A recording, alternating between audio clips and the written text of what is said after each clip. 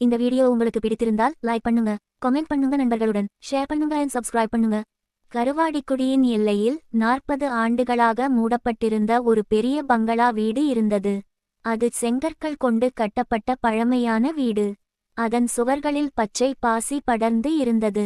ஜன்னல்கள் உடைந்த கண்ணாடிகளுடன் காற்றில் சினுங்கும். அந்த வீடு ஒரு காலத்தில் செல்வந்தர் ராமமூர்த்தியின் சொத்து. அவர் குடும்பம் ஒரே இரவில் மர்மமாக காணாமல் போனது. உடல்கள் கிடைக்கவில்லை, சாட்சிகள் இல்லை, கதவுகள் உள்ளே இருந்து பூட்டப்பட்டிருந்தன. அந்த இரவுக்குப் பிறகு அந்த வீடு கருமை வீடு என்று அழைக்கப்பட்டது. பல ஆண்டுகள் கழித்து நகரத்தில் இருந்து வருண் என்ற இளைஞன் அந்த கிராமத்துக்கு வந்தான். அவன் ஒரு எழுத்தாளர். இருள், மர்மம், மனித மனத்தின் இருண்ட பக்கங்கள் பற்றிய கதைகள் எழுதுவான். கருவாடிக்குடி பற்றி கேட்டதும் அவனுக்கு ஆர்வம் வந்தது. ஒரு காலியாக இருக்கும் வீடு தான். மக்கள் கற்பனை தான் இதை பேய்கதை ஆக்கியிருக்கும் என்று அவன் நினைத்தான். கிராம மக்கள் அவனை எச்சரித்தார்கள். அந்த வீடு இரவில் உயிர் பெறும் என்றார்கள். வருண் சிரித்தான். இருள் என்றால் பயப்பட வேண்டுமா? இருள் என்பது ஒளியின் இல்லாமை மட்டும்தான் என்றான். அவன் அந்த பங்களா வீட்டை வாடகைக்கு எடுத்து குடியேறினான். முதல் நாள் எதுவும் நடந்ததாக இல்லை. தூசி நிறைந்த அறைகள், பழைய மரச்சாமான்கள், சுவற்றில் பழுப்பு நிறம் மாறிய குடும்ப புகைப்படங்கள். ஆனால் ஒரு விஷயம் அவனது கவனத்தை ஈர்த்தது. ஒவ்வொரு அறையிலும் ஒரு பெரிய கண்ணாடி இருந்தது. அவை எல்லாம் ஒரே உயரத்தில், ஒரே வடிவத்தில் இருந்தன. அந்த வீட்டில் வாழ்ந்தவர்கள் கண்ணாடிகளை மிகவும் விரும்பியிருக்க வேண்டும் என்று அவன் நினைத்தான். 2ஆம் நாள் இரவு மின்சாரம் திடீரென போனது. அந்த கிராமத்தில் அடிக்கடி மின்சாரம் போகும். வருண் மெழுகுவர்த்தி ஏற்றி எழுத்து புத்தகத்தை திறந்தான். வெளியே காற்று வீசியது. ஜன்னல்கள் தட்டின. அந்த சத்தம் இயல்பானது. ஆனால் திடீரென அவன் கவனித்தான், வீட்டுக்குள் யாரோ மெதுவாக நடந்து செல்லும் சத்தம். எலி அல்லது பூனை இருக்கும் என்று அவன் தன்னை நம்ப வைத்தான். ஆனால் அந்த சத்தம் மனிதன் காலடி சத்தம் போல இருந்தது. மெதுவாக ஒரு அறையிலிருந்து மற்றொரு அறைக்கு. அவன் எழுந்து பார்த்தான். யாரும் இல்லை. ஆனால் ஹாலில் இருந்த கண்ணாடியில் ஏதோ மங்கலான பிரதிபலிப்பு தெரிந்தது. அவன் திரும்பி பார்த்தான். பின்னால் யாரும் இல்லை. மீண்டும் கண்ணாடியை நோக்கினான். பிரதிபலிப்பு இன்னும் இருந்தது. அது அவனுடைய உருவம் போல இருந்தாலும் சிறிது மாறுபட்டது. கண்கள் கொஞ்சம் ஆழமாக. முகத்தில் ஓர் அசாதாரண சிரிப்பு. வருண் கண்களை இறுக்கமாக மூடி திறந்தான். பிரதிபலிப்பு சாதாரணமாக மாறியது. அடுத்த சில நாட்களில் அந்த வீடு அவனுடன் விளையாடத் தொடங்கியது போல இருந்தது. அவன் வைத்த பொருட்கள் இடம் மாறும். கதவுகள் தானாக திறக்கும்.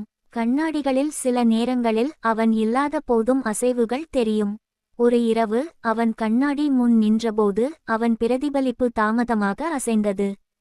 அவன் கையை உயர்த்திய பிறகு பிரதிபலிப்பு 2 வினாடிகள் கழித்து கையை உயர்த்தியது.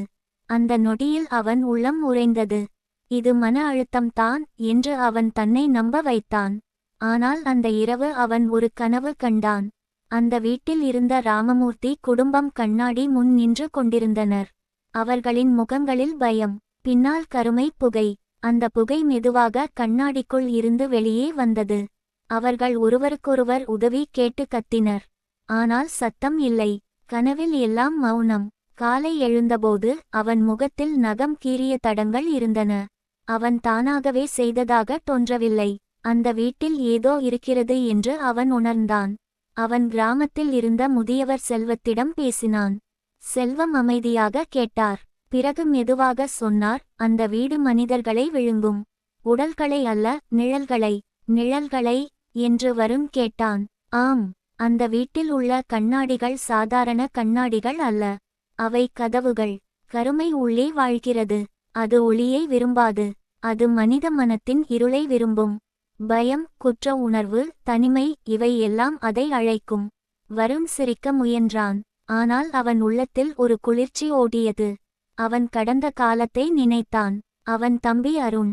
5 ஆண்டுகளுக்கு முன் நடந்த விபத்து. அந்த விபத்தில் அருண் இறந்தான். ஆனால் அந்த காரை ஓட்டியது வருண் தான். அது ஒரு தவறு. ஒரு நொடி கவனக்குறைவு. அந்த குற்ற உணர்வு அவனை இன்னும் துரத்தியது. அவன் எழுதும் கதைகள் எல்லாம் அந்த இருளை மறக்க முயற்சித்தான். அந்த இரவு அவன் கண்ணாடி முன் நின்றான். நான் பயப்பட மாட்டேன் என்றான். கண்ணாடியில் அவன் பிரதிபலிப்பு சிரித்தது. ஆனால் அந்த சிரிப்பு அவனுடையது இல்லை. கண்ணாடி உள்ளே கருமை திரண்டு கொண்டது. அது புகை போல. மெதுவாக அந்த புகை கண்ணாடியை தாண்டி வெளியே வரத் தொடங்கியது. அறை முழுவதும் குளிர்ந்தது. மெழுகுவர்த்தி அணைந்தது. கருமை அவனை சுற்றி கொண்டது. அவன் நகர முடியவில்லை. அந்த கருமையில் இருந்து ஒரு குரல், அவனுடைய குரல், நீதான் காரணம் என்று சொன்னது. அவன் தம்பியின் குரலும் அதனுடன் கலந்தது. அண்ணா என்று மெதுவாக அழைத்தது. வருணின் கண்களில் கண்ணீர் வந்தது. மன்னித்து விடு என்று அவன் கத்தினான். அந்த நொடியில் கண்ணாடி உடைந்தது. பெரிய சத்தம். கண்ணாடி துண்டுகள் தரையில் சிதறின. கருமை புகை காற்றில் கரைந்தது. அவன் தரையில் விழுந்தான். காலை கிராம மக்கள் வீட்டுக்குள் ஓடினர். அவர்கள் கேட்டது இரவில் ஒரு பெரும் சத்தம். அவர்கள் பார்த்தது எல்லா கண்ணாடிகளும் உடைந்திருந்தன. வருண் நடுவில் மயங்கிக் கிடந்தான். அவன் உயிருடன் இருந்தான்.